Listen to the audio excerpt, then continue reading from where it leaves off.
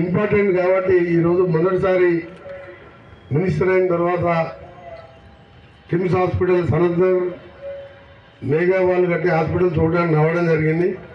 ఈ కార్యక్రమం పాల్గొంటున్న నీలిమ గారు, మా సిఆర్ఎన్బి రాజేశ్వర రెడ్డి గారు, లింగారెడ్డి గారికి, ముఖ్యంగా మా ఎస్సీ మన విశ్వకుమార్ గారు, స్వరూప గారు, ఇంకా అందరికీ ఈలకు డీలకు మీ అందరికీ స్టేట్ గవర్నమెంట్ తరఫున ధన్యవాదాలు తెలియజేసుకుంటూ అనుకున్న ప్రకారం ప్రోగ్రెస్ మీరు ఇచ్చిన టైం యాజ్ పర్ అగ్రిమెంట్ పీరియడ్లో పోతున్నందుకు 15 days అటు ఇటు ఉన్న యాజ్ పర్ పీరియడ్లో ఉన్నందుకు ఇంకా కూడా ఈ వచ్చే 4 months మీరు ఇచ్చిన డేట్ 15 days 1 month లేట్ అయినా మెడికల్ ఎక్విప్మెంట్ కూడా ఫిట్టింగ్ ఉంటుంది కాబట్టి నేను అనుకున్న ఆలోచన వచ్చింది నాకు.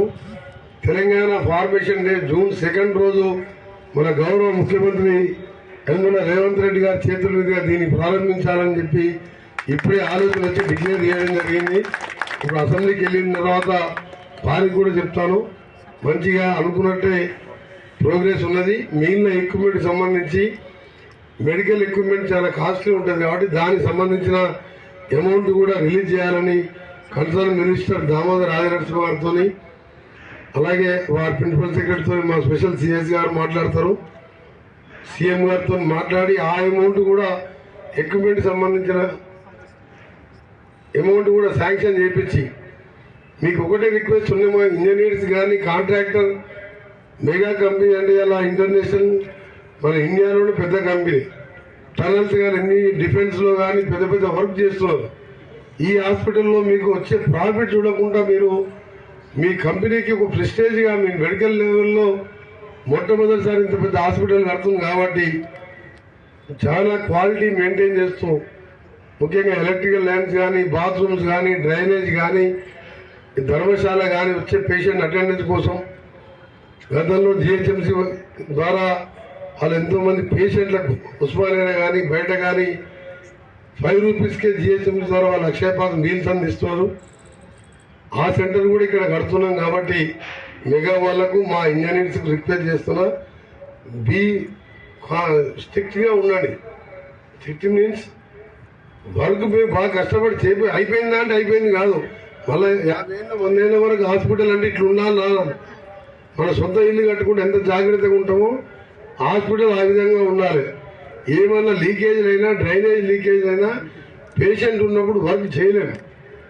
వర్క్ మళ్ళీ పలగొట్టి చేయాలంటే ఆ పొల్యూషన్తోని మనం ఆ పేషెంట్ దగ్గర పోవాలంటేనే గ్లౌజ్ వేసుకొని షూస్ ఇప్పేసి లోపలికి పోతాం మనం. సో ఆ ప్రాబ్లం రాకుండా మన తెలంగాణ గవర్నమెంట్కి మంచి పేరు వచ్చే విధంగా పేద ప్రజలందరూ ఒక ప్రైవేట్ కార్పొరేట్ హాస్పిటల్లో ట్రీట్మెంట్ చేసుకుంటున్నామని ఫీలింగ్ రావాలి. అందుకని మేము వచ్చిన 1 yearలో 1600 కోట్ల రూపాయలు మా సీఎం గారు లిబరల్గా ఎవరు వచ్చినా 3 లక్షల ఎల్ఓసి కానీ రీఎంబర్స్మెంట్ బిల్లు కట్టుకుంటే కూడా రీఎంబర్స్మెంట్ 1 weekలోనే ఇస్తున్నాం.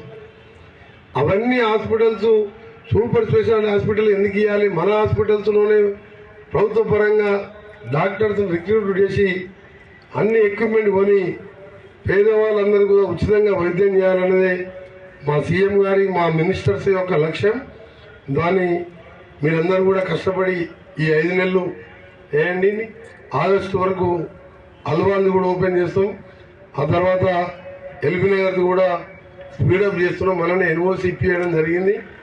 ఆ తర్వాత నిమ్స్ 2025 చేసి 3 monthsలోనే ఉస్మానియా హాస్పిటల్కి శంకుస్థాపన చేపించి ఓల్డ్ సిటీ వాళ్ళందరికంటే పాపులేషన్ ఎక్కువగా ఉండేది అటు సైడ్ కాబట్టి పాత ఓల్డ్ సిటీ దాన్ని డెమాలిష్ చేయకుండా హెరిటేజ్ స్ట్రక్చర్ని గోషామల్ స్టేడియంలో కట్టడానికి సీఎం గారు ఆదేశాలు ఇచ్చి నా ల్యాండ్ కూడా తీసుకోవడం జరిగింది. హాస్పిటల్ కట్టించి తెలంగాణలో ప్రతి ఒక్క పేదవాడికి ఉచిత వైద్యం కల్పించడం లక్ష్యంగా భావిస్తున్నామని చెప్పి మీ అందరికి తెలియజేసుకుని మరొకసారి మా ఆఫీసర్స్కి, కష్టపడి పనిచేస్తున్న వర్కర్స్కి, మరీ ముఖ్యంగా మా స్పెషల్ సిఎస్ గారికి ఇప్పుడు వాళ్ళు ఫాలో అప్ చేస్తూ ఈరోజు మీ ఇద్దరం కలిసి రావడం జరిగింది. రేపటికెళ్ళి మీ ప్రిన్సిపల్ సెక్రటరీతో, మెడికల్ ప్రిన్సిపల్ సెక్రటరీ కూడా టచ్లో ఉంటారు. నేను కూడా మినిస్టర్ గారితో, సీఎం గారితో మాట్లాడి మళ్ళా మీకు మంత్లీ ఒకసారి ప్రోగ్రెస్ చేసుకుంటూ మెగా కంపెనీ సీనియర్ డైరెక్టర్తో పాటు మెగా కంపెనీ వాళ్ళు మాట ఇచ్చింది కాబట్టి June 2nd is the opening day. రేపు పొద్దున్నే సీఎం గారు డైరీలో రాపించి పెడతాను.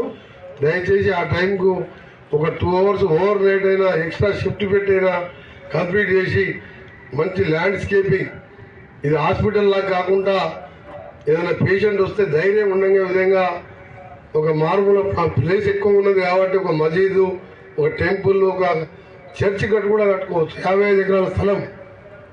ఆ విధంగా ఎందుకంటే ఇప్పుడు అపోలో హాస్పిటల్ చూసినా వల్ల హాస్పిటల్ ఉన్నది, క్యాన్సర్ హాస్పిటల్ ఒక మందిర్ ఉన్నది. ఇవన్నీ కూడా చేసి మీ హాస్పిటల్కి వస్తే ధైర్యం ఉన్నది. మీరు గట్టిగా వచ్చిన హాస్పిటల్ వస్తే మాకు ధైర్యం ఉన్నది, హాస్పిటల్ ఫీలింగ్ లేనట్టు చేయాలని మెగా కంపెనీ వారికి ప్రత్యేకంగా నా రిక్వెస్ట్. Thank you. మరిన్ని వీడియోస్ కోసం ఛానల్ ని సబ్స్క్రైబ్ చేయండి. లేటెస్ట్ అప్డేట్స్ కోసం వాట్సాప్ ఛానల్ ని ఫాలో అవ్వండి. ఆ లింక్ డిస్క్రిప్షన్ లో ఉంది.